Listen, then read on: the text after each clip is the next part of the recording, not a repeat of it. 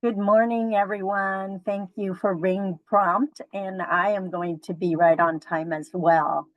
Thank you so much for joining us. I hope everyone is having a somewhat cool summer. Today is a great day in Northern California, nice and cool morning.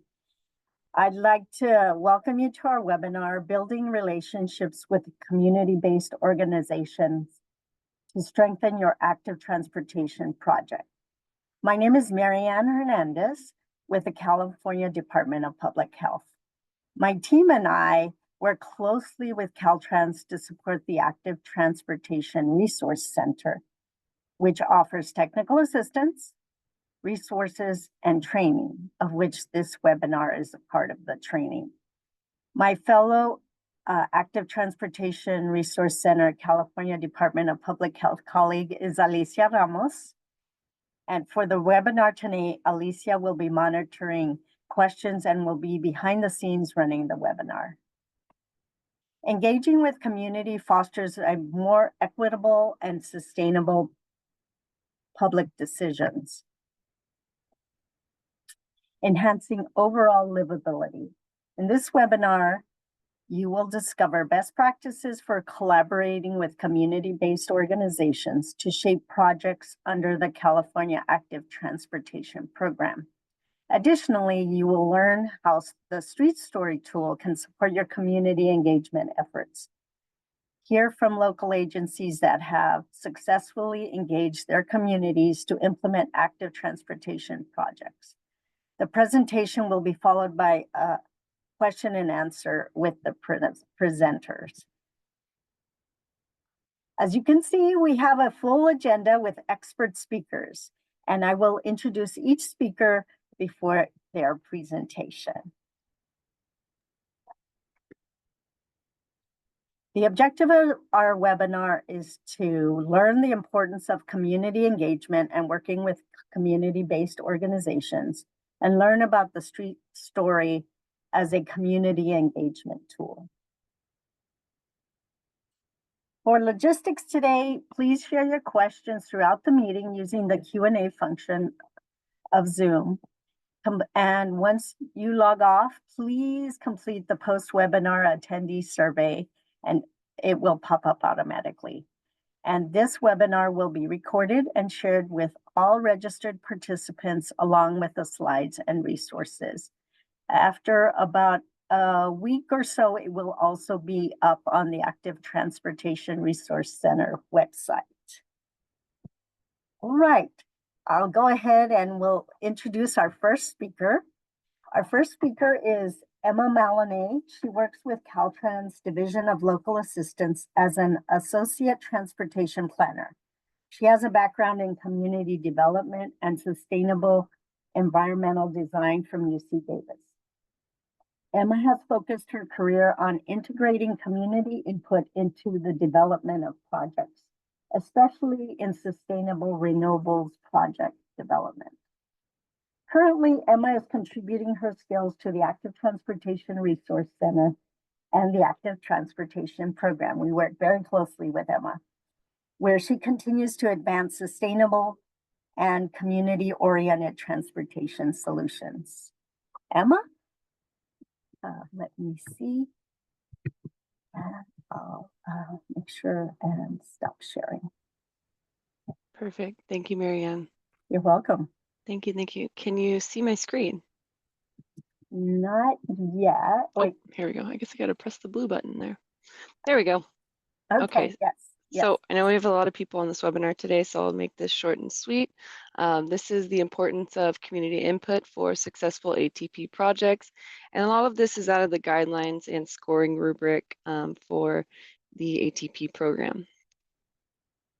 So, and this is actually just taken straight out of the ATP scoring rubric for the difference between engagement and outreach, where engagement is really a two-way process where we're having, inclusive interaction and listening with our public partners, and we're allowing for them to really initiate input and provide that input into the project design and really help, shaping the scope of the project.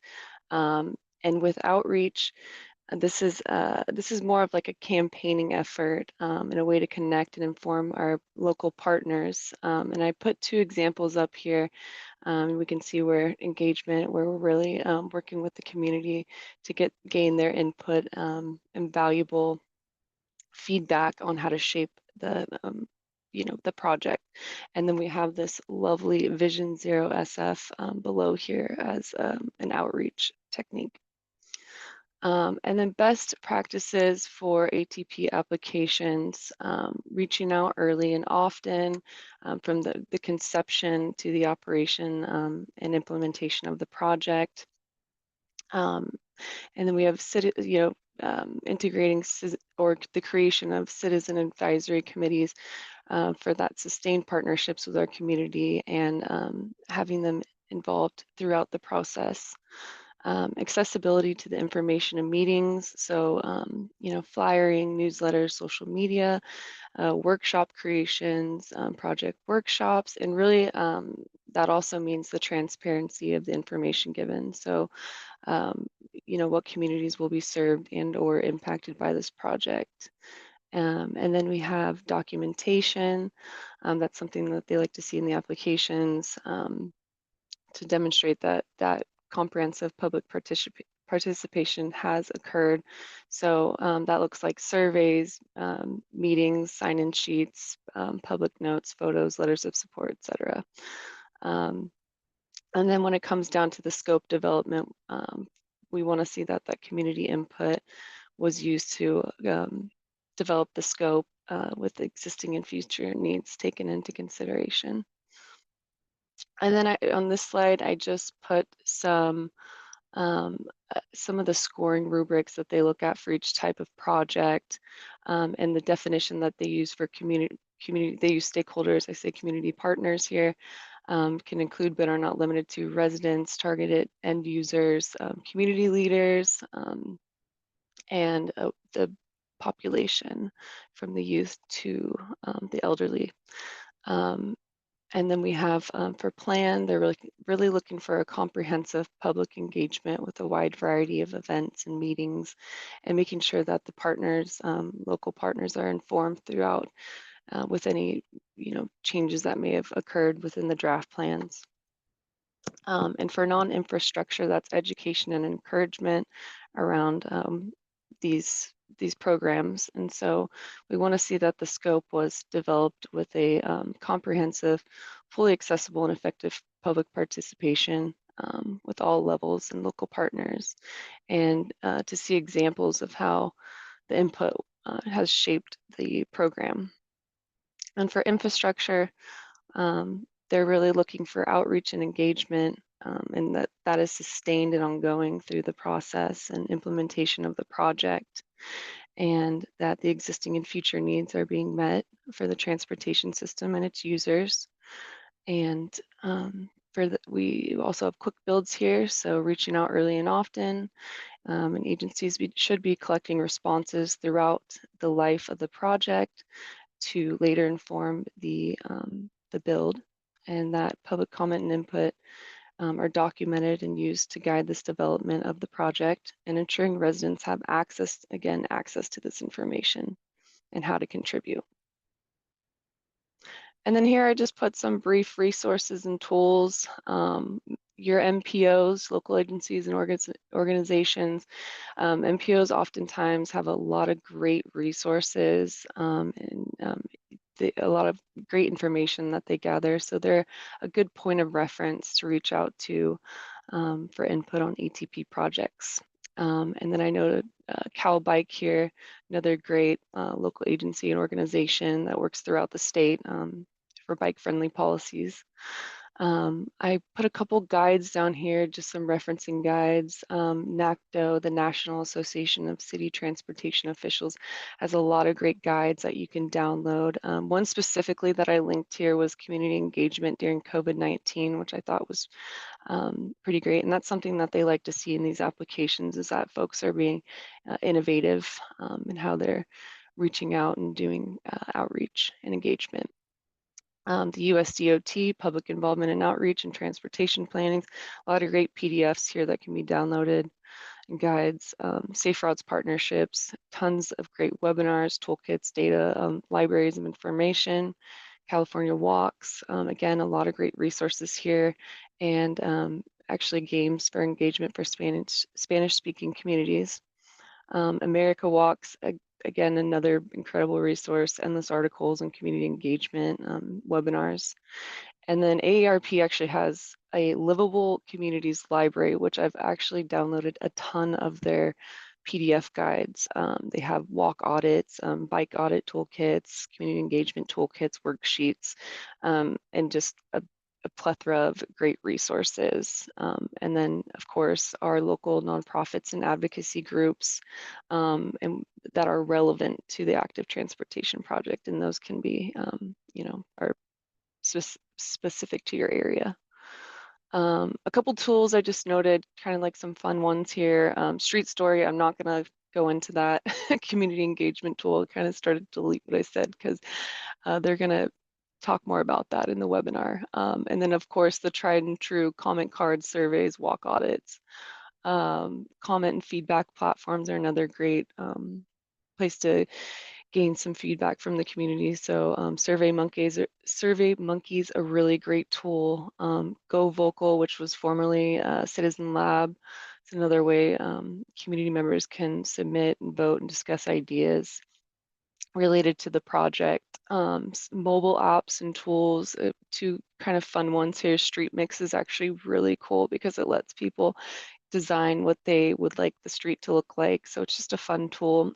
Transit apps. So transit apps in your area, they actually have feedback mechanisms. So I thought that may be a good one to reach out to if you were looking for input on that. And then for focus groups and workshops, facilitation softwares like Jamboard, which I believe Jamboard is going away now. Miro, Mural can be used for brainstorming sessions and collaborative planning, and Eventbrite, of course, to put your events out there. And virtual workshops can be hosted on that platform. So just a couple of fun tools.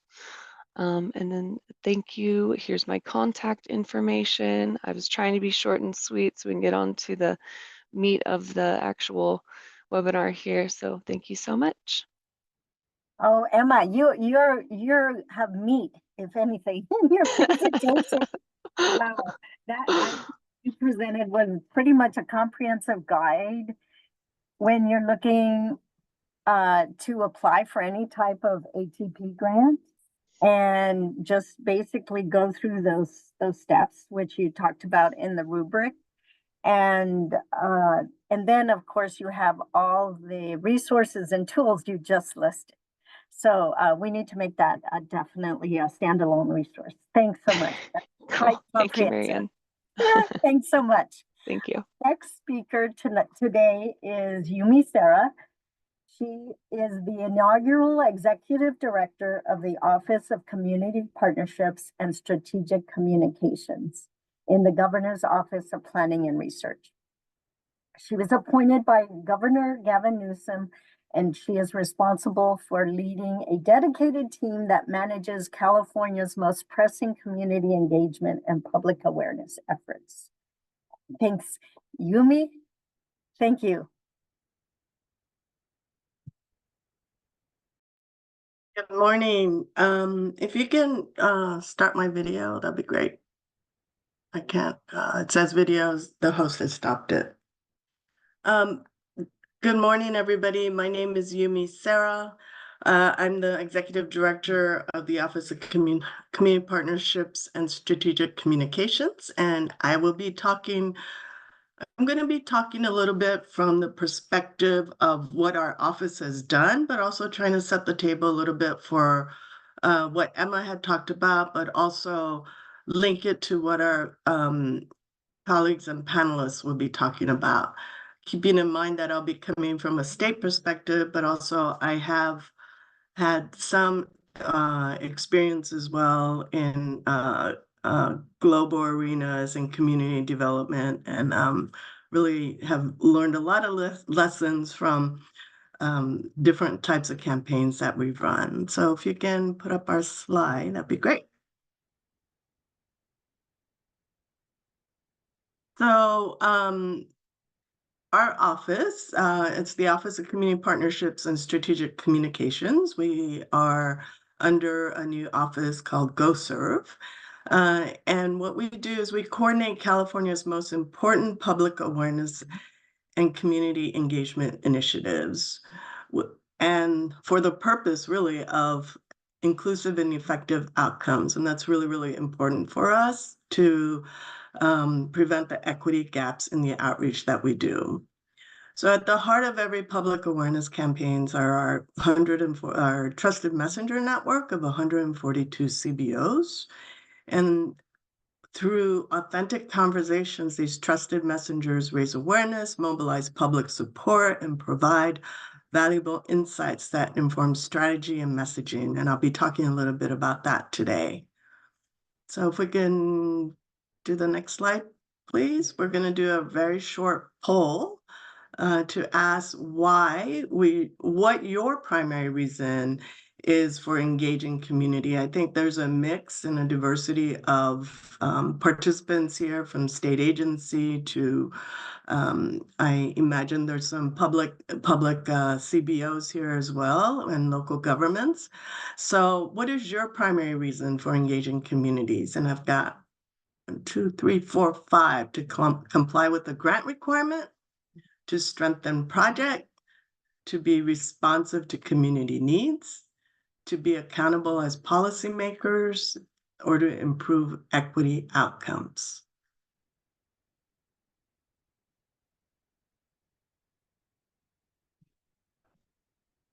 I'm going to give it a few more seconds, Yumi. We're still getting responses in.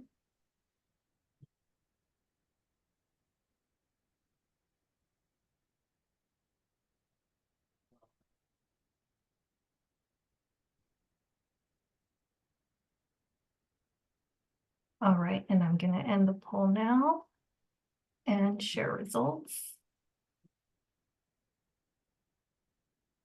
Looks like most of you have responded to be responsive to community needs. Almost 50% of you have said that.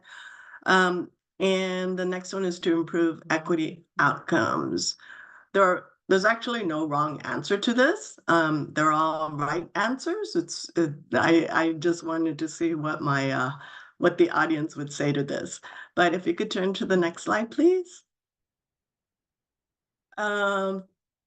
The purpose of community engagement, this is mostly from my work on the global arena when we were working with communities worldwide and with governments worldwide. So some of the reasons for community engagement that we had defined at that time was, and again, this is from a government perspective, to strengthen government and community relations, to meet the demand for transparency, accountability, and participation, and improve quality of policy, improve effectiveness of project, operations, or campaigns, meet the information overload, the mis and disinformation, which was prevalent especially during our vaccination campaigns and also during census.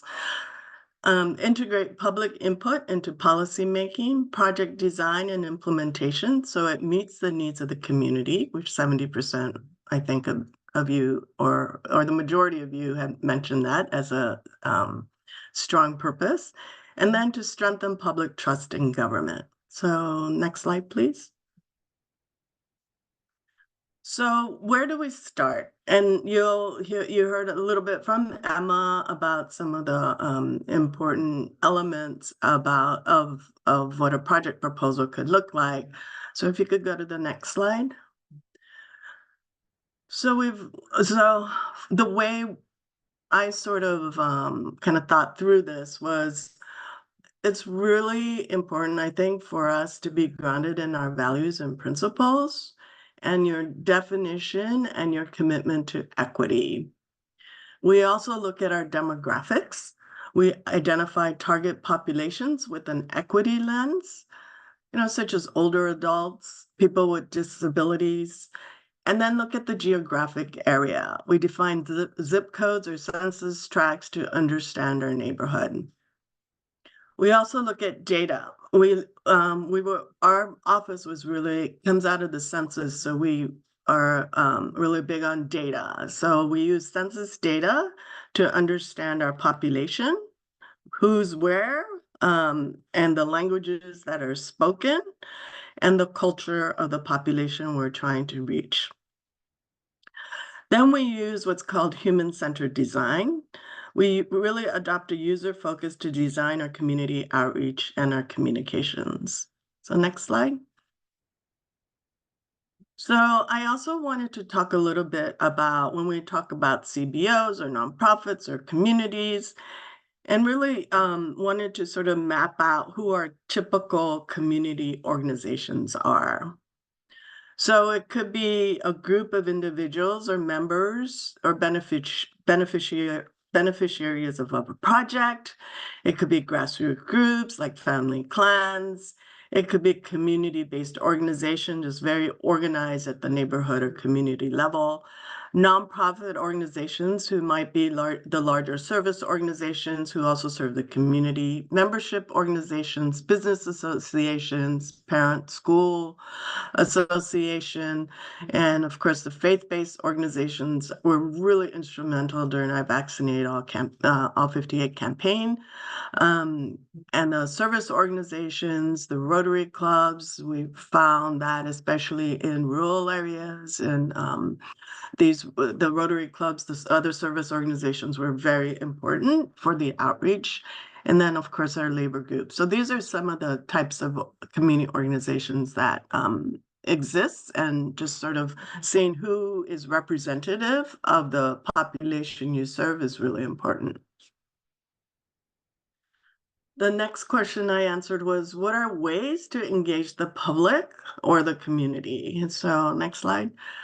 So I wanted to just talk a little bit, I think Emma talked about this a bit as well, to define the different ways. And this is neither a sort of a level or it's not one or the other. It's whatever your purpose is and how you want to engage with community. Information, consultation, and active participation. And this was built mostly for citizen involvement and influence on policymaking. So next slide. So information is like a one-way relationship in which government produces and delivers information for use by the public. For our office, this would be campaigns. We produce a lot of information and for the public to consume, for them to protect themselves from extreme heat, go get a vaccination, save water, for example. So this is a one-way kind of information. There may be a feedback loop to also get feedback from our communities as to what is working and what is not. So the next slide. For consultation, we do this a lot during, for example, when the state has a plan that they want to reach out to people or groups of people to find out whether this plan works for them or not. So it's a two-way relationship. The government provides information, defines the issues, sets the questions, and manages the process.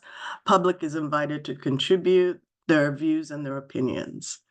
And then the next slide is around participation. So this is, for example, on a commission or another type of government policy-making body where there's a relationship that is based on a partnership with government, and the publicly actively engage in defining the process and the content of policy-making, and the final decision is actually made by government. So again, this is from a government perspective. So the next slide. So I just wanted to talk a little bit about the kinds of outreach that has worked for us, and especially because I just wanted to also set the table for the next presenters as well. Just to talk a little bit, just to put it all into one slide, about the type of community outreach that has been done for our program. So one is on the starting from the left, the left top. This is about expanding language and communication access, which is big for us. I was part of the Language and Communication Access Plan team for the Census 2020. This is a photo of the Asian Health Services multilingual and multicultural community health workers providing information at high traffic areas, and this was a farmer's market. So they were providing information to someone around extreme heat. To the right of that is the heart of our campaign, which is the community trusted messengers. And these are Valley Onwards community health workers. They're also called promotoras, community health workers, ambassadors. They're adept at navigating the social fabric by instilling trust and connection. So trust is really the basis of how they operate. On the to the right is Binacional, Central California. Both many of our organizations, the Trusted Messengers, they talk a lot about meeting people where they go, meeting people where they're at. So this is somebody from Binacional of Central California supporting farm workers. He's at the farm. They also go to bakeries at 4:30 in the morning, we find out, and they support farm workers in languages in Spanish and indigenous languages such as Mixteco, and then also provide wraparound support. Many of our outreach workers do that as well. The one on the right top is the Center for Empowering Refugees and Immigrants. Here, they're training their community members, engaging community members through a Train the Trainer program, enabling participants to become involved in their own communities. And of course, it is over a nice plate of food that was not provided with state funds, but we did provide some of the very colorful brochures.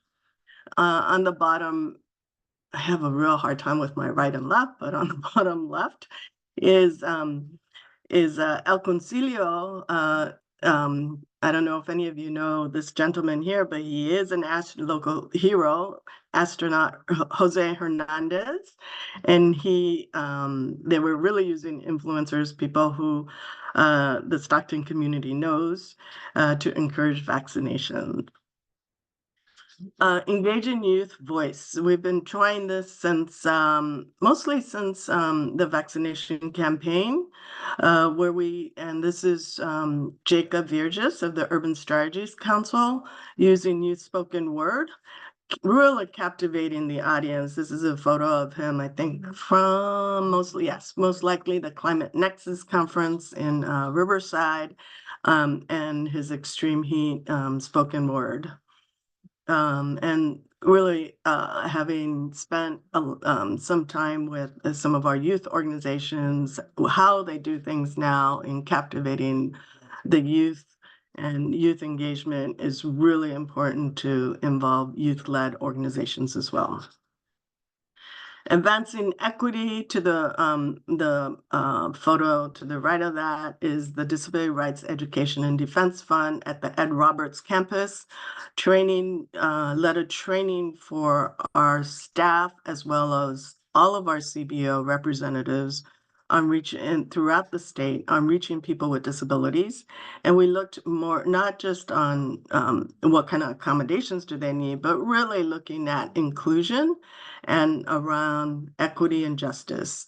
So this is a photo of Susan Henderson talking to many of our staff and CBOs, and just talking about just really looking at Ed Roberts campus. I don't know if anybody of you have been there, but this is in Berkeley, and a totally accessible accessible community center. And then the picture on the right is from the California Indian Manpower Consortium. Using art and cultural assets is really important for the community.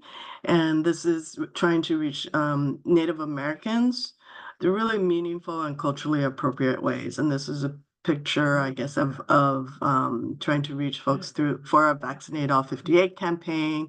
The CIMC also used drawings and artwork, created a coloring book as well for our extreme heat campaign. So these are just some of the I'm out of time, so these are some of the just sort of giving a picture of what our trusted messenger network is doing, and also to give sort of set the table for the speakers coming after me. This will be, if you can go to the next slide and then the next slide. So you'll find some references on our website, which provides, I just wanted to highlight 3 of these. We do have a U.S. Census Bureau webinar series that I encourage all of you to attend, which is by month, and you'll see all of the training webinars on our website. This really looks at how to use census data to identify and to work with your audience by census tract, right? And then we've also produced a disability access and inclusion guide on how to work with communities, and especially around events, social media, and how to provide access to people with disabilities. And then lastly, there is a field book that we've produced that are just a compilation of some of the work that we've done, and it's more sort of the insights from CBOs around our lessons learned for the last few years that we've been doing this. And then the next, I think that's it. The last slide is for our information if you needed to contact us, and this will be put into a PDF so you can view that. Again, thank you.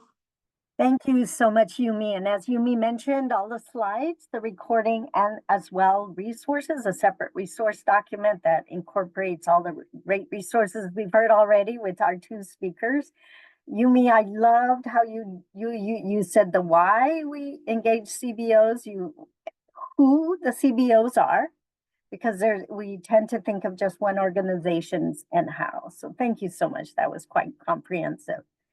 Our next speaker is Jara Crowner, and she is the Policy and Program Analyst for the Safe Transportation Research and Education Center, also known as SafeTrek, at UC Berkeley. Jara coordinates Street Story, a community engagement platform that collects information about transportation collisions, near misses, hazards, and safe places to travel. She provides technical assistance to community-based organizations and local, regional, and state agencies on how to utilize and promote the tool. Jara also serves as a support staff for the Community Pedestrian and Bicycle Safety Training and the Complete Street Safety Assessment Program. Jara, I'll turn it over to you. Thanks. Thanks, Marian.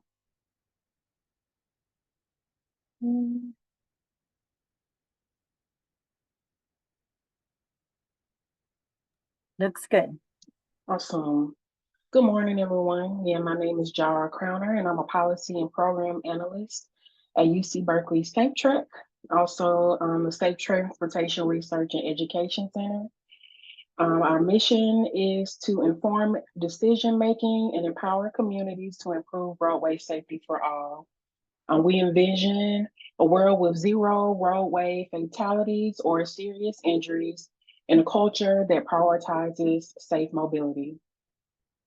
Founded in 2000, we are affiliated with the School of Public Health and the Institute of Transportation Studies at UC Berkeley. And we have additional partnerships with the Department of City and Regional Planning, Public Policy, and Transportation Engineering. Our research is carried out by the faculty at UC Berkeley with assistance from postdoctoral scholars, research staff, and graduate student researchers. We also help the California Office of Traffic Safety administer its community pedestrian and bicycle safety training workshops and support various safety initiatives from other California agencies, including the California Department of Transportation, or Caltrans. Today, I'm going to talk about Street Story, which is an online community engagement platform that allows communities, organizations, and agencies to collect information about crashes, near misses, hazards, as well as safe places to travel within the state of California. Users can give input in a city, county, tribal, or an unincorporated area. There are 4 report types, which are the crash, near miss, hazard, as well as safe place, as I mentioned. And we know that the typical quantitative data that we collect doesn't always tell us where folks are walking, biking, or rolling, or reflect on other travel experiences. And we know that transportation planners need the full picture of a community to accurately decide where changes are necessary, be it infrastructure or non-infrastructure improvements. This tool allows agencies and organizations to collect anecdotal data that can supplement, not replace, the quantitative data when advocating for projects, developing needs assessments, as well as applying for funding. It's also a good engagement tool to promote capacity building among residents, which allows them to see themselves reflected in projects that ultimately affect them. The tool is available in English and Spanish, and we do have paper copies for communities who may not have the best internet access or may not be comfortable using devices. So how it works, users answer a 9-question survey detailing their traffic experiences, again, either in a city, county, tribal, or unincorporated area. The survey responses are generated into a database for public use. Then organizations and agencies can then use that data that's been collected and analyze it for use for safety plans, needs assessments, or funding applications, as I mentioned. And the data includes qualitative and quantitative data. And the qualitative data is something that we call narratives. And it's what details, it provides a detail of exactly what's happened in a specified area. Example of a safe narrative is minimal traffic. Cars only see cars every few hours most days. When cars are present, they typically travel slowly.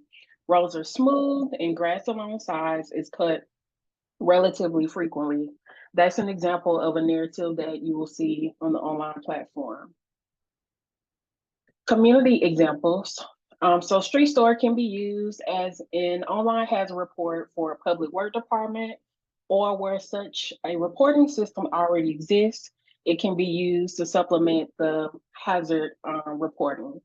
So today you'll hear from one of our community partners, the Coalition of Responsible Transportation Priorities in Humboldt County, which is a local nonprofit that has partnered with county agencies to use the tool as a reporting system. We've also introduced the tool in the Bay Area, where Caltrans District 4 used Street Story to collect community feedback as a part of their pedestrian plan outreach. The tool has also been used in communities like Muscoy, Tulare County, specifically the city of Tulare, and Exeter, among others, where they used it to support their local efforts. And Caltrans District 6 used to restore collect community feedback for feasibility studies in Tulare County.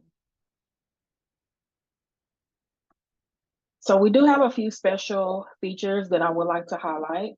Again, as I mentioned, the tool is available in English and Spanish. That's the online platform. And then we have paper copies and all of our resources that are available in English and Spanish.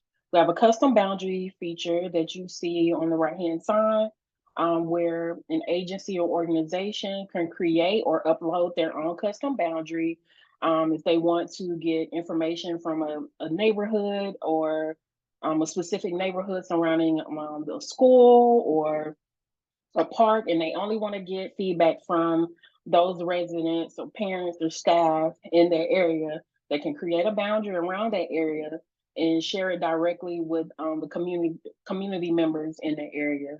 And once they share a QR code in the link, this is what the user will see, asking them, or letting them know you're receiving this invitation because your city or county is either applying for funding, developing a needs assessment, or prioritizing another project. And we would, welcome your concerns while traveling to and fro, your school or whatever other place it may be. And to please use this link or QR code to provide your feedback and street story. And what this does is it allows the user to go straight to the boundary and submit a report or a share of their survey or story. Also, all of the data that is collected in the platform is free and publicly accessible. It can be downloaded in a full report or downloaded into CSV file, where you can see data by yearly trends, and also you can filter data by dates. So if you have a specified project, you're collecting data during a specific time frame, and you only want to see, the data within that time frame, the tool allows you to, again, filter your data by the dates. We also have a demographic portion of the survey that's optional, and it's mainly up to the organizations and agencies' discretion if they want to collect that demographic information for their projects. But it is available, and there are no more than 7 or 8 questions in that portion. Also, they ask about income, race and ethnicity, etc.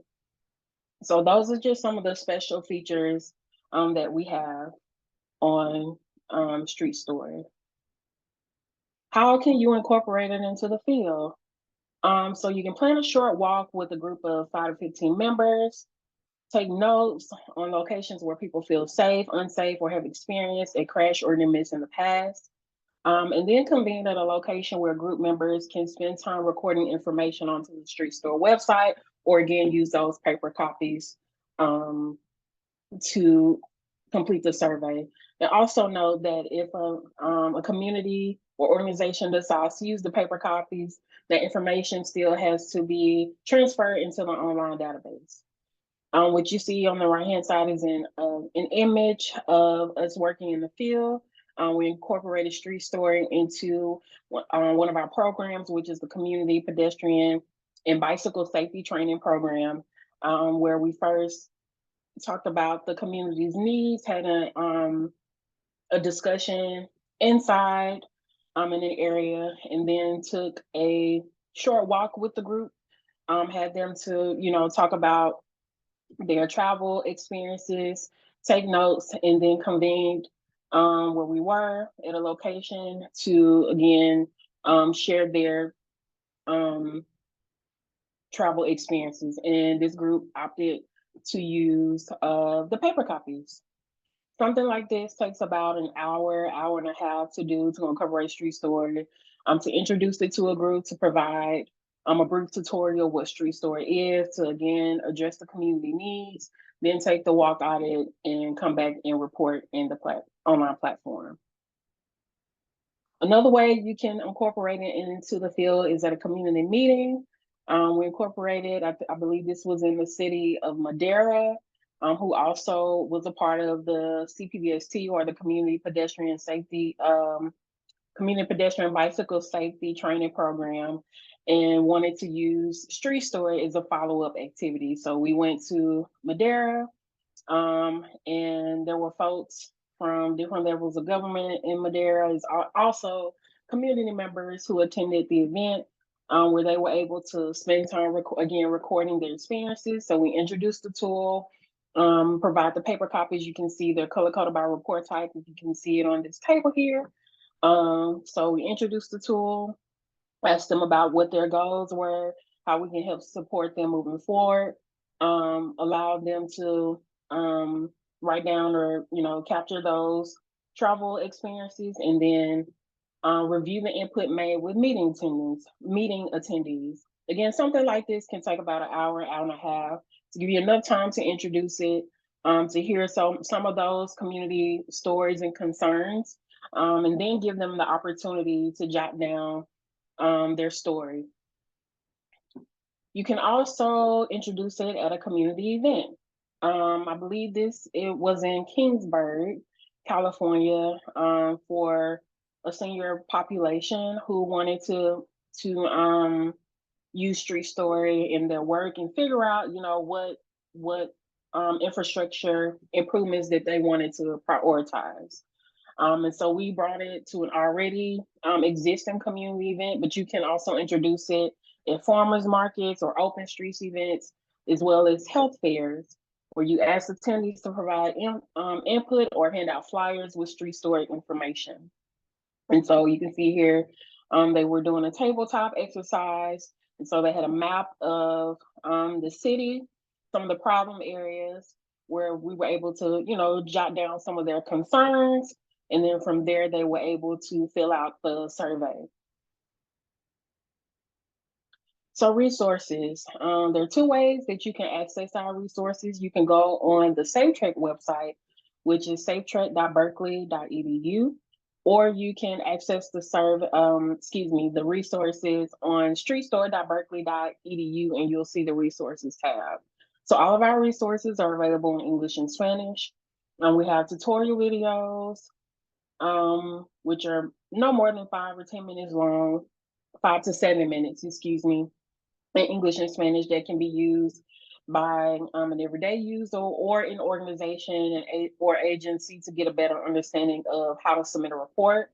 We have a starter guide for community organizations and agencies that provides screenshots and detailed guide of how to incorporate it into their work, how to introduce it in communities, as I provided examples of introducing it in a community event, open street event, a community meeting, or doing a walk audit.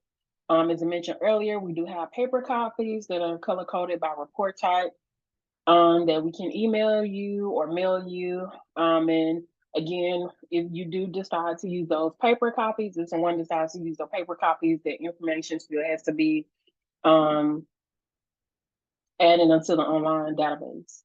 We have custom and boundary instructions for what I showed you earlier that provide detailed information or instruction of how to create a custom boundary or upload your own custom boundary for planners, who may already have a boundary. And then we have fact sheets for community users, just to provide them into insight as to why we want them to share their stories, how they're an integral part of the decision-making process, because they're the ones who live and travel throughout their areas on a daily, weekly basis. Also, we do offer trainings and workshops online and in person to community agencies and organizations, or if those organizations, decide that they want us to come in person and do a trainer workshop or training, or do a training for communities, for residents in their communities. So again, you can find those, locate those resources on streetstore.berkeley.edu under the resources tab, or at safetrek.berkeley.edu on the Street Store webpage. If you have any questions or concerns, any requests, please email us at streetstory@berkeley.edu, or you can email me directly at jcrowner@berkeley.edu. Thank you so much for your time. Thanks so much, Jara. Wow, Street Story is quite comprehensive. Thanks for reviewing how we can use it, and that it's in Spanish, and that you can use a QR code out in the field. So thank you so much. And now we have an example of a rural county that used Street Story. Our next speaker is Colin Fisk. He is the executive director and president of the Humboldt Coalition for Responsible Transportation Priorities since its founding in 2015. Prior to that, he worked in labor and environmental justice movements. He sees transportation issues through the lenses of climate action, social justice, and public health. Welcome, Colin.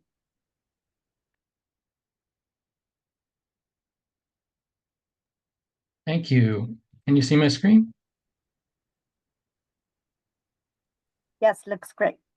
Excellent. So thanks everybody, and thanks Jar for that great introduction to Street Story. So,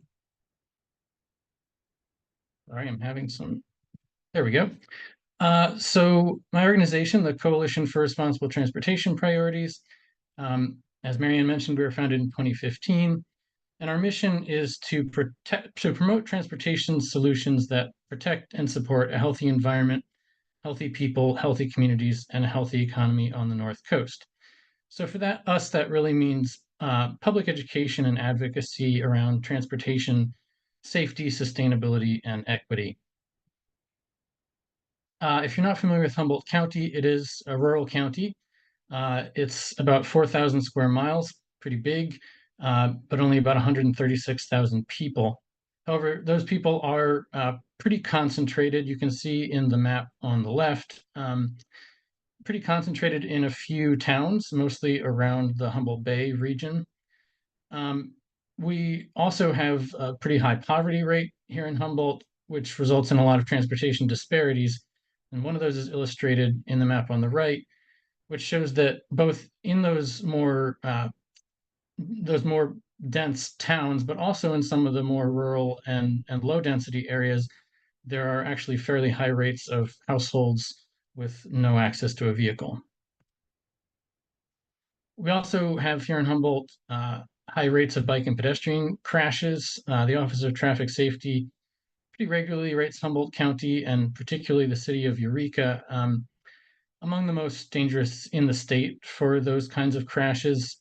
If you look at the heat map here, you can see that they are really concentrated in Eureka. And if you were to zoom in even further, you would see that they're particularly concentrated on US Highway 101, where it goes through the city of Eureka as surface streets, including Broadway, which is the picture on the right. So CRTP has been working with Safe Trek on Street Story since 2019. Back in May of 2019, we were able to host a representative of Safe Trek up here in Humboldt to give a training on Street Story, not that long after Street Story was first introduced. And at the time, we had in attendance representatives of a number of the local agencies, as well as individuals and advocates in the local transportation area. So since then, we've been doing consistent outreach to promote the use of Street Story by local residents. Initially, we got some really good earned media coverage in the local media, and that resulted in quite a few initial reports. We've also done weekly promotions in our newsletter, which is read every week by several hundred people. And we regularly collaborate with local agencies. So, for example, we worked with the city of Arcata to make sure that Street Story was promoted and then that the reports were used in the development of their local road safety plan recently. Also worked with Caltrans District 1, and they promote the use of Street Story through their active transportation program. And we've had a really great partnership with Humboldt County Public Health and the Humboldt Transit Authority in a couple of ways. So here you see there are permanent metal signs that we've been able to install in a number of the higher volume bus stops in the county. And can't see it here, but we also have been able to get promotions for Street Story in the infotainment systems in some of the buses. So, you know, the systems that sort of circulate through ads and PSAs and so forth, and we include Street Story there as well. Starting in the spring of this year, we really were able to ramp up our Street Story promotion and engagement efforts thanks to support from Safe Trek via the Office of Traffic Safety. And so some of the things we've done just in the last several months, we've been able to produce a bunch of new brochures and flyers, which really helps us get the word out. We've also really increased our engagement with transit riders. So just being out on the buses and at the bus stops, talking to riders about their experiences on the street, getting to and from bus stops, what they see from the bus. We also attend a lot of community events, including we provide free bike valet at a number of community events, and that's we found a really great opportunity to talk to people about street story, folks who are out there already on the street biking. We provide free trainings for local agencies as well as community groups. We've done quite a number of these. This photo is from some CRTP members who came to a street story training. And we've really increased also social media promotion of Street Story. We try to make it a little bit fun with memes and those kinds of engaging content. We also have a Safety Sunday campaign where we try to make it a routine for folks to remember once a week to make street story reports from their experiences. So with the data that we get, we do a couple of things. One is that we engage and advocate for the street story reports to be reviewed and incorporated into plans, projects, and grant applications having to do with transportation. And we've done that in a number of different ways. I mentioned earlier the City of Arcata local road safety plan. Similarly, we worked with the Humboldt County's local road safety plan, which has just been adopted. The District 1 active transportation plan, City of Eureka's bike plan, a number of other examples. And then we use the data ourselves to advocate for safety improvements. So earlier I talked about Broadway, which is part of the US 101 corridor in Eureka. And we spent several years really focused on advocating for bike and pedestrian safety improvements on Broadway because of that high concentration of fatal and serious injuries there. And we really use Street Story as part of that advocacy, and particularly I'll say we found the narratives really helpful. They really help to put sort of a human face on just the numbers that you might otherwise be looking at. Also, this spring, we were able to do an analysis of all the reports in the county since we started using it 5 years ago. So again, we looked throughout the county at hazard and safe place reports as well as the near miss and collision reports. And we've had over 1,200 reports in the county so far. One of the things we looked at, of course, is the report types. And I think I wanted to highlight this because you can see the vast majority of reports are hazards and near misses, which are things that you just wouldn't see through the normal sources of safety data, like police reported collisions. We also were able to zoom in by jurisdiction and highlight for some of the bigger jurisdictions what was going on. So these are reports in the city of Eureka. And then we zoomed in even further to specific segments and corridors. This is showing the 4th and 5th Street couplet, which is another segment of US 101 through Eureka.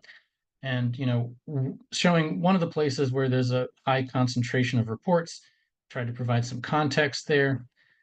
And then review sort of trends, what types of reports people are making in these segments and corridors. In this case, we're looking at things like speeding, running red lights, and just generally feeling unsafe crossing the streets. And then we zoomed in even further to specific intersections where there are really high concentrations and looked at, what's going on there and, what some of the problems and trends in the reports might be. And finally, we tried to highlight specific narratives to, again, show what is the experience that people are actually having, beyond just the numbers. So from all of this, we've learned, I think, some important lessons. Obviously, Street Story provides information that you couldn't get from official crash reports, so it's a really great complement to that. And through that, we think it enhances plans and projects and grant applications based around safety and bike and pedestrian improvement. And as I mentioned, the narratives are especially powerful in helping to make the case for safety improvements by really giving a street level view of what people are experiencing.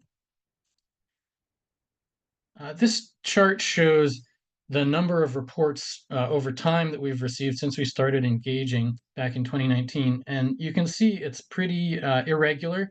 And some of those spikes may be related to particular outreach efforts for plans or projects or events that happened that drew people's attention to Street Story. That big initial spike was when we got some good media coverage and drew a lot of attention.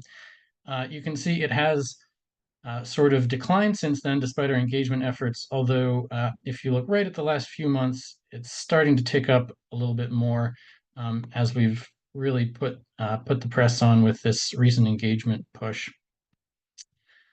So I think to learn from that, it is difficult for people to form a new routine, like making street story reports, even when they have continuous engagement and reminders like we've been trying to do.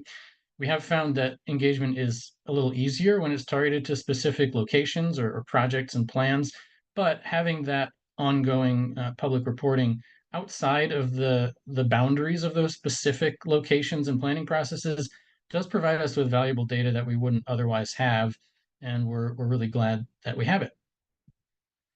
That's it for me. I do want to just especially thank our outreach specialist, Kelsey Martin, who has done most of this work on Street Story in the last few months, as well as the Safe Track team and OTS for the funding. So thank you. Thanks so much, Colin. I have a couple of questions towards the end, but first, I want to introduce our next speaker. Our next speaker is Claire Eberly. She is a supervising transportation planner and the director of strategic engagement with the City of Los Angeles.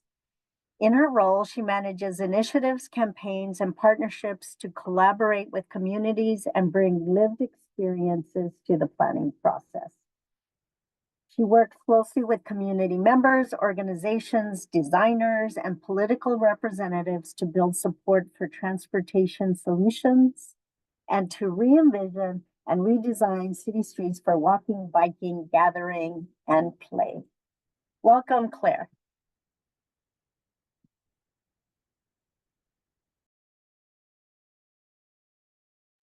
Okay, there we go. Sorry, it took me a minute to find my unmute button. Thank you very much, Marianne, and thanks everyone for joining.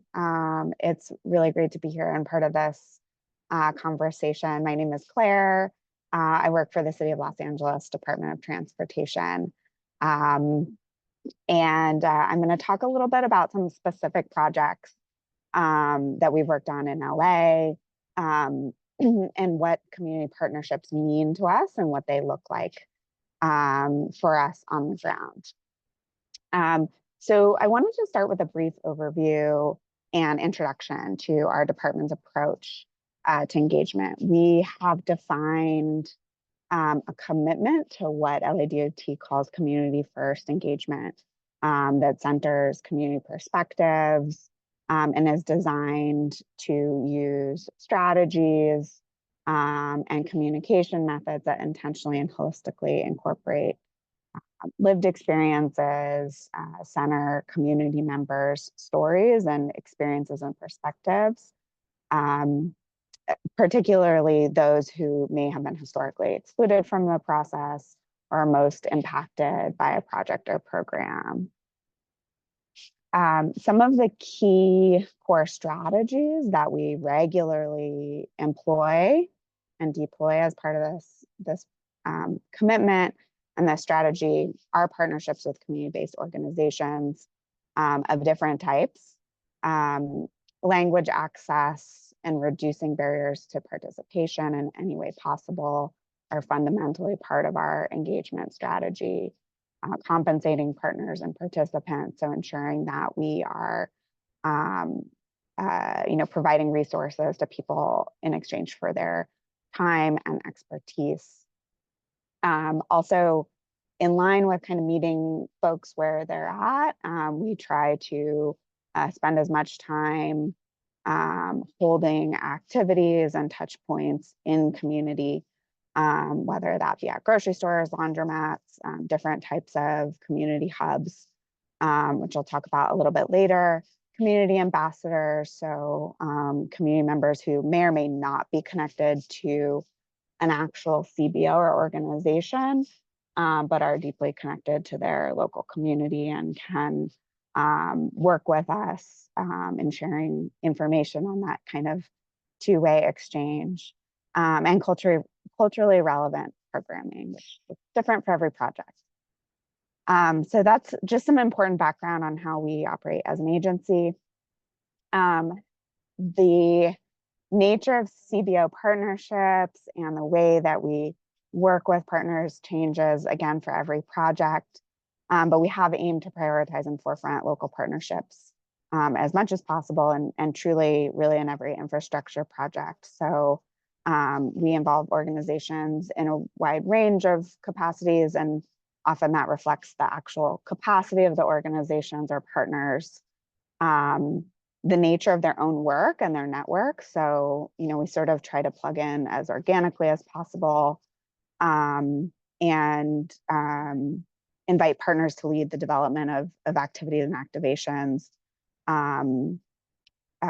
aligned with their own work, and provide the resources, tools, and technical support and expertise to make that happen.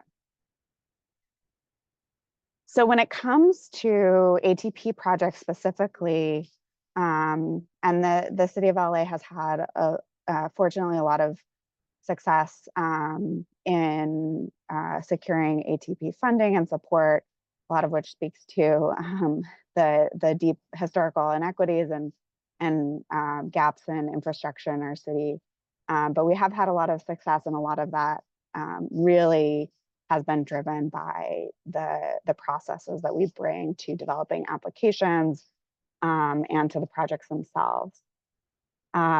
So I know that some of the other speakers have spoken quite a bit about the inherent value and benefits of CBO partnerships and relationships. So I'm not going to spend a lot of time necessarily on that, on kind of the why. But I do want to highlight some of the ways that these partnerships bring value to ATP projects, and to the agency and to the structure of relationships and power in communities through the process itself. So, I think our experience has been the active transportation program applications that lead with CBO partnership strategies and lead with resident engagement and visioning advanced local priorities. So this is really a unique opportunity to realize dream projects for many communities, and address deep inequities, historical inequities that are persistent. And it is an opportunity to build community trust and long-term relationships. So because of this process, we've really been able to leverage the funding and the institutional resources that we invest to also be able to build longer-term relationships. And they also create successful projects and successful project delivery processes. So for planning or infrastructure grants with community partners, we really have a more lasting momentum and can more successfully deliver a project when it's time to do so.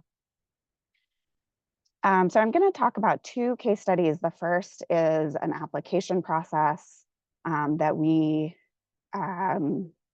did for the Wilmington Safe Streets project as part of Cycle 6.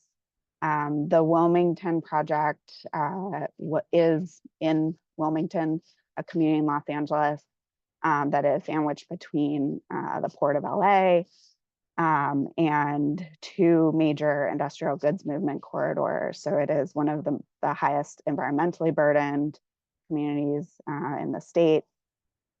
There is a serious history and issue of traffic violence, particularly on this main corridor, Anaheim, which goes through the heart of Wilmington and is kind of a community main street, but also a Vision Zero priority corridor and a high injury network street. So it sees some of the highest proportion of crashes and severe fatalities and injuries in the city, which is one of the reasons it was prioritized by LADOT. We are now in design on that project. It was awarded as part of Cycle 6. So really looking forward to moving it forward. We also did a quick build implementation that I'm not going to talk about here, but that's another great strategy as well. So as far as our engagement approach, our CBO core strategy really leveraged close relationships that we had and that were pre-existing with a specific community group in Wilmington However, we had not partnered as formally with this group before. So while we had a relationship with them, it was not a close relationship necessarily based on previous projects. So this gave us an opportunity to do that. We are trying to work with community ambassadors as part of our engagement campaigns as much as possible. And this was a key strategy as part of this project. So community ambassadors, also often known as promotores, or promotores, we define as stakeholders who typically reside and have long-term relationships. They might be part of an organization. So in this case, the promotores in Wilmington are part of the Wilmington Best Start organization, and connected with the advocacy organization LA Walks here in LA, and have some sort of support and experience and background in advocating locally on multiple issues, including on street safety. So they were really critical to the process of planning for this project. We also worked with a local CBO, People for Mobility Justice, who has been a really consistent, great partner on a lot of our projects. I also want to specify here our commitment to hiring and compensating CBOs that we work with. So this is something that has nuances. And, I think there could be a whole webinar about this piece, but we bring on certain CBOs during procurement to serve as facilitators and leaders in identifying and convening other partners. So PMJ has been one of those organizations we've worked with across the city of LA to lead activations and rides, to hold conversations with other community members, to help ensure our strategy reaches those we are committed to bringing to the table, and to talk about their own work as well. So for this particular organization, it's a good opportunity to work together on that. A number of successful engagement strategies that we deployed. This is a little repetitive with our overall strategy, but again, just wanted to highlight ways that we brought different community members, organizations invited to participate in the process. We did a lot of on-street engagement, so pop-up activities, surveying across the community, particularly at locations that were recommended by our community partners. And shown here is our community celebration ride. Celebrations are something that we've also tried to incorporate as much as we can to sort of really sort of cap out and round out the process, bring people together in a really positive way. And we find that it kind of contributes to the long-term commitment and shared commitment of implementing the project. So the second. Hi, Claire. I'm so running out sorry of to time. interrupt. I'm sorry. I know you have the second example with plans, but I did want to make sure that Justin had enough time, and we're running towards the end. And it's my fault. I apologize. But if you would kind of close it up, and then we'll introduce Justin. Thanks so much. I'm sorry. Absolutely. No, I'm sorry about that. So just to wrap it up, I'll just quickly point to our Safe Routes to Seniors project as another case study. This is a plan grant. So really the highlight here is how we've worked with organizations in the process of implementing that plan grant, deploying that plan grant. There's lots more information about this on our department website. It's been a really, really, I think, constructive experience, and I'm happy to talk with folks who might have interest about it to speak a little bit more. But again, we leverage those relationships and partnerships across the city, worked with community leadership committees in multiple neighborhoods, and again, really focused on collecting experiences and having a complete feedback loop to inform the plans. I think I'll stop there. I have some challenges to highlight that folks can read if they have a minute to look at the screen before I pass it over. Yeah, I think I appreciate the time. Thank you, Marianne, and I'll pass it over to Justin. Thanks so much, Claire. That the city has a unit specifically formed for this purpose is so important, and it is LA after all. It's such a big city. So from the city, we'll now go to the county of LA, and I'd like to introduce Justin Robertson. He is a senior planner for the Policies for Livable Active Communities and Environments program, PLACE, at the Los Angeles County Department of Public Health. Justin leads PLACE's ATP-funded efforts to develop community pedestrian plans for over 120 unincorporated communities in LA County. Who knew? It's a big county. Prior to PLACE, Justin was an assistant planner for the city of Glendale, where he helped lead that city's ATP-funded citywide pedestrian plan project. Take it away, Justin. Thank you. Hello, hello. Thank you so much for the intro. I'm going to share my slides now. So thank you. PLACE stands, I'm sorry, let me start over. So I'm with the PLACE program, which Marianne described briefly, Policies for Livable Active Communities and Environments. That's exactly our interest. You could think of us as the built environment wing of the County Department of Public Health. And we're working to help make sure our neighborhoods help us all live healthful and active lives. And we do that by providing technical assistance, leadership, and advocacy at the intersection of public health and urban planning. And today, I'm here to talk about our work partnering with CBOs on our ATP-funded pedestrian plans for unincorporated LA County, and why CBOs are key to our success. And I will step lively through this. So first off, why public health doing transportation planning, which is usually the role of public works or planning departments? And one key answer is on your screen there. Between 2012 and 2021, nearly 1,000 men, women, and children of all ages have been severely injured or killed in pedestrian-involved collisions in the communities we serve. And in our unincorporated communities, excuse me. So the fatalities are shown in red, severe injuries in green. And as you may have heard, regionally and nationally, this public health crisis continues and has even worsened since the start of the COVID-19 pandemic. So in addition to injury prevention, we know that safe and welcoming streets can greatly expand opportunities for people to lead active lifestyles, reduce health inequities, and improve health outcomes. But they also support access to opportunity, as well as county goals around climate change, sustainability, and even shade and extreme heat.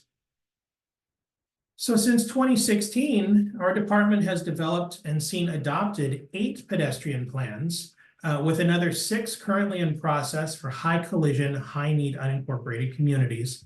And these efforts involve residents, parents, students, community leaders, the people who know their streets best, in identifying their greatest challenges and opportunities for walking. They tell us things we can't learn by looking at the collision data, such as near misses or streets they prefer or avoid. And we also empower folks to suggest specific enhancements that they think are needed. You know, sometimes folks have a sense of something that needs to change, but they may not have the language, you know, the technical ability to communicate some things, or be able to name something they've seen in another community that they think would make sense for theirs.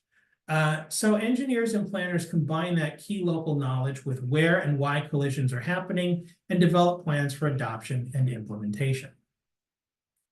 So we do this work by hiring CBOs working as locally as possible. And these are our partners to date on the screen here, who bring with them local knowledge and credibility that we don't always have ourselves.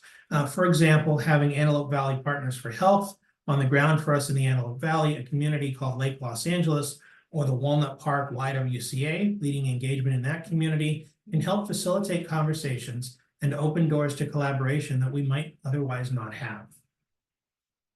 The resulting plans propose specific safety enhancements with maps, lists, and cost estimates, all reviewed by LA County Public Works, a funded partner on these projects, who are tasked with studying and building them when and wherever possible. They also propose locally relevant programs like walking clubs, Safe Routes to School, and Safe Passages, gang interventionists, depending on their needs. And many of the enhancements identified in the plans came directly from suggestions we heard in the community, speaking to the importance of the conversations that our CBOs are having or are facilitating for us. So what have we learned after multiple rounds of ATP-funded plans? Well, number one, we formed community advisory committees that help direct our work over the course of the project and include different perspectives and voices. And in some places, these can be an existing community group. There's some obvious places to start, and it's fairly easy. In other places, it takes more effort and creativity to find folks willing and able to participate in an effort like this and to give of themselves for a sustained period of time. Number two, different communities respond to different tactics. So in some places, everyone comes out to big community events, a resource fair, a Day of the Dead celebration, something like that. In other places, you table at smaller events or even just pop-ups in the park or at the supermarket, wherever the people are, that's where you go. So having the flexibility to allow different activities or approaches and let the CBOs bill accordingly, this speaks to my next point, has been important for our work. So to the public agencies out on the call, we achieved that through a budgeting approach called fee for service. In short, the scopes and budgets are broken down by activity and then by units. That lets us reallocate units, which have dollar amounts, dollar values, as needed throughout the project to let our CBOs do more of what works. And we learn as we go. So number four, listen and learn from your CBO partners. One thing we've learned is that success for them doesn't just mean serving their mission. It means keeping the lights on so that they can keep serving their mission and working with us.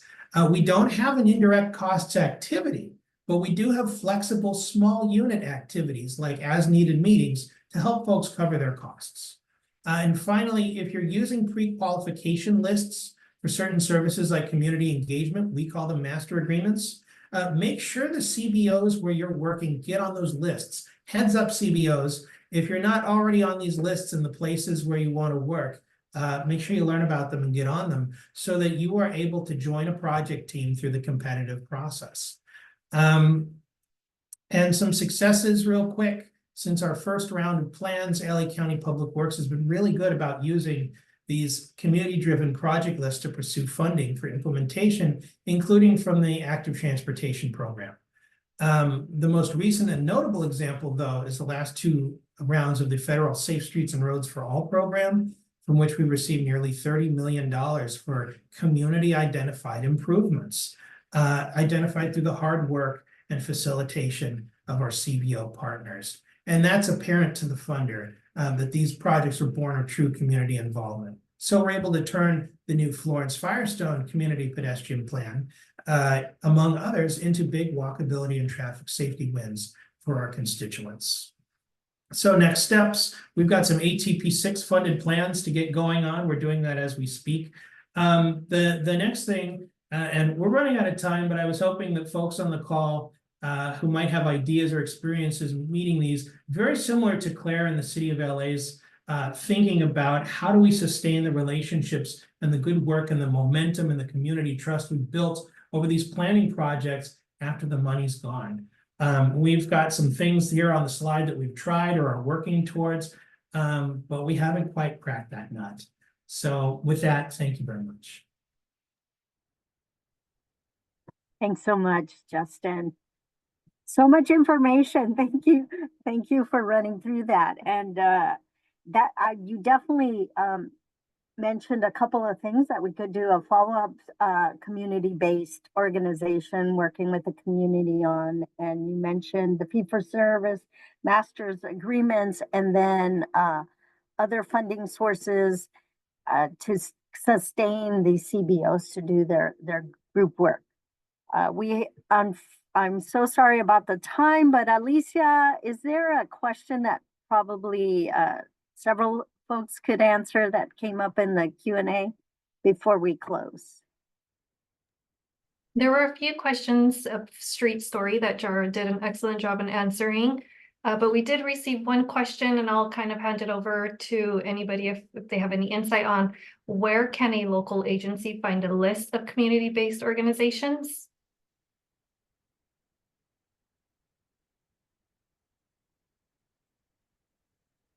Who was the question from? The question came from Carol Shariat, and the question is, where can a local agency find a list of community-based organizations? I'll put it in the chat, but we have a list of the organizations that we've funded on our website, and I could put that in the chat. That's one way to find. That's one starting point. It's not the best, but